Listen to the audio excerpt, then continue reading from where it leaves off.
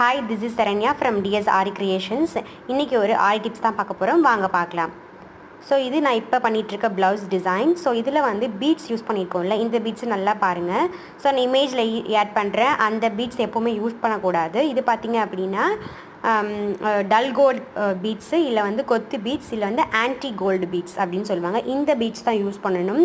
நான் இமேஜில் ஆட் பண்ணுற அந்த பீட்ஸ் கண்டிப்பாக யூஸ் பண்ணக்கூடாது. அது வந்து பார்த்திங்க அப்படின்னா வந்து ஷைனிங் வந்து கம்மியாகிடும், கொஞ்ச நாள்லேயே ஷைனிங் கம்மியாகிடும். இது வந்து ரொம்ப நாள் அப்படியே ஸ்ட்ரே ஆகும். ஸோ இன்னொன்று வந்து இந்த பீட்ஸ் கலர் பீட்ஸு, இதுவும் யூஸ் பண்ணலாம்.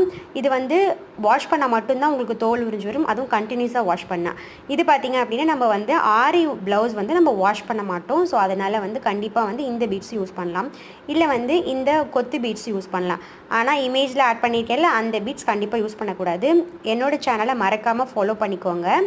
உங்களோட ஒவ்வொரு ஃபாலோவும் எனக்கு மிகப்பெரிய சப்போர்ட் இருக்கும். தேங்க்யூ ஃபார் வாட்சிங்.